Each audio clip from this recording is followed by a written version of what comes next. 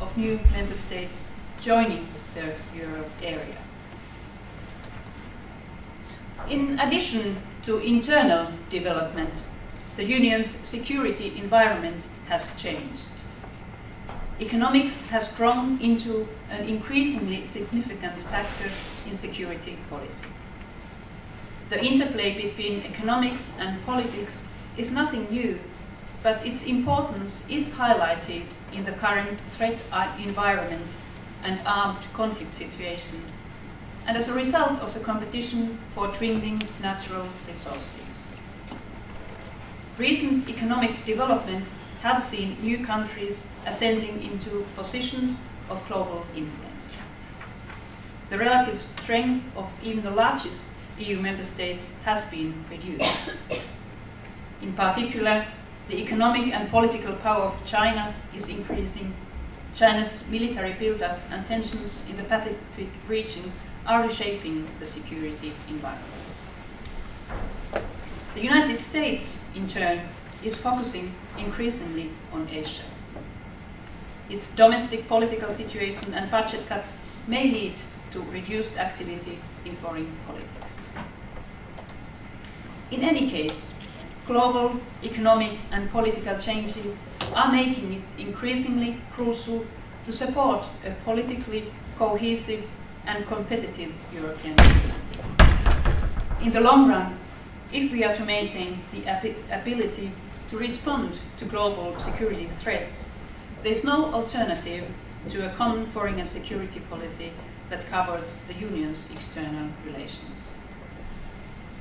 As we see, there are many reasons to evaluate the present direction of the EU's foreign and security policy. Our objective in evaluating the activities of the EAS and the changes in the international operating environment necessitate a reassessment of not only operating methods but also policy. Finland wants to be strongly involved in this effort. It's important for us that the European Union continues to be one of the most important global actors.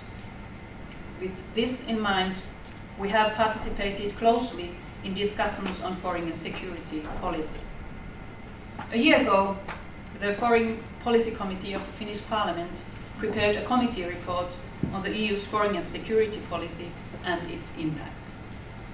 The report was also aimed at encouraging the Finnish government to take the initiative in EU discussions on these matters, and I have included many of the views expressed in the committee report in my speech here today. The Finnish government has also made a contribution to stimulating discussion of these issues. For example, at the event Policy Dialogue Shaping the EU System of Diplomacy, the European External Action Service and the Future of Foreign Policy, which was organized jointly by the European Policy Centre and Finnish Institute of International Affairs in Brussels. Your Excellencies, ladies and gentlemen, I would now like to turn briefly to the current situation and make it easier for you to follow my speech. My assistant has prepared some slides, and how does this function? Yes, well done for me. So, the main problems in the current situation can be summarized with 5 key points, and here are the first 2 of them. The presidency of the European Council, the broad mandate of the High Representative, and the External Action Service were intended to create stronger leadership and a more consistent foreign policy for the European Union. However, even as these changes were implemented, it became clear that the willingness and capacity of member states to commit to a more common and consistent foreign and security policy would be key. The first problem then is that we have yet to achieve the goal of strong leadership and consistency. The European Union's foreign and security policy is still based on consensus between the governments of 27 member states. The lack of political willingness to have strong common leadership was already reflected in the first choices of personnel. It's difficult to deny that the EEAS has a somewhat conflicting mandate. It is supposed to coordinate and develop the EU's foreign policy, as well as create and promote leadership. At the same time, it is not supposed to challenge member states' own foreign policy positions or step on the toes of their ministries of foreign affairs. Problems arise particularly when large member states put more emphasis on intergovernmentalism. The crisis in the EU's credible and common foreign policy was at its most evident in autumn 2011. At that time, the EU failed to put up a united front in international organizations such as the United Nations. The dispute nearly reached comical proportions. In recent years, individual member states have also been distinctly active in the vicinity of the EU, in areas where the Union should particularly strive to promote the member states' common interests. This has been the case, for example, with regard to relations with Russia and North Africa. Achieving joint decisions requires flexibility from both small and large member states, if the EU is to assume a role commensurate with the resources it has. I also want to emphasize that the balancing effect of the Commission and why not EAS in relation to large member states is important for smaller countries.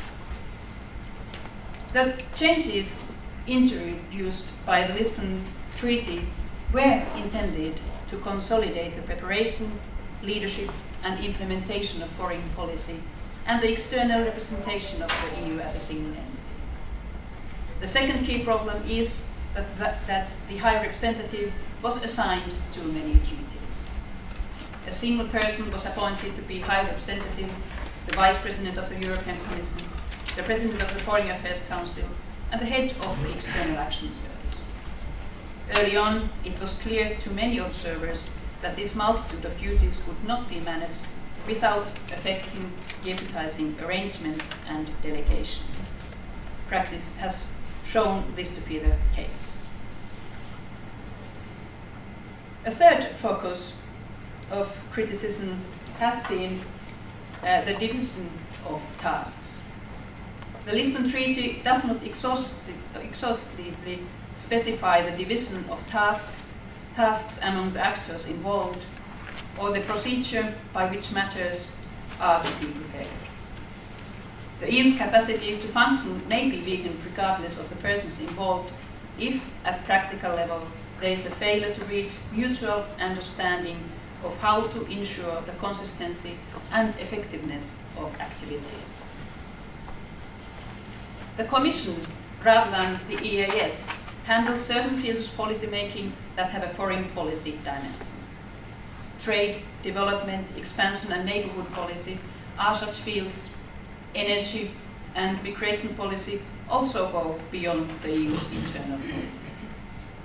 Greater consistency in policy making in these areas is required.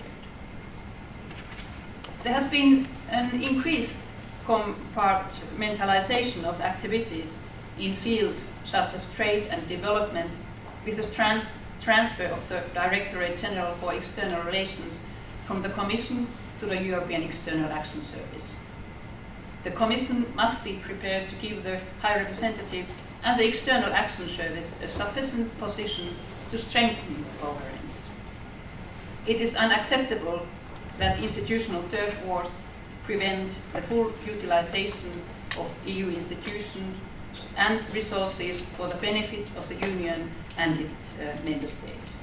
And I welcome the ongoing work on developing a joint communication on comprehensive approach as a step into the right direction. The challenge facing EU delegation has been conflicting instructions. They receive the instructions not only from the High Representative and the EAS, but also from the Commission. As these instructions are occasionally in conflict, establishing a consistent line of action is imperative.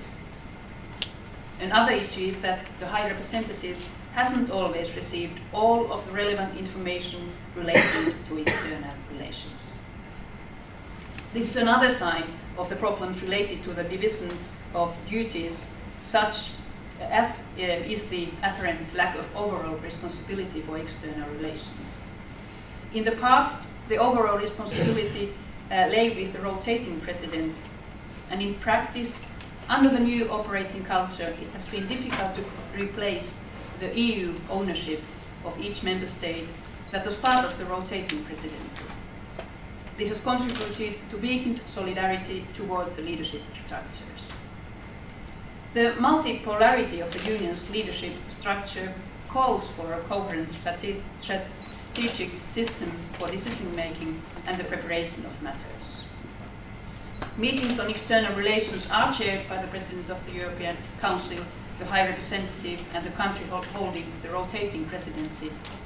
The responsibilities should be clear, not only in treaties, but also in practice. The fourth problem is that the EU's external relations are characterized by a lack of a common objective. Activities are largely reactive, and particularly in recent times, single member states have been able to take the lead in them. The European Union has not been able to exercise its full potential in its external relations. The EU has a wide range of instruments at its disposal, and in light of the history of its member states, it has unique global expertise.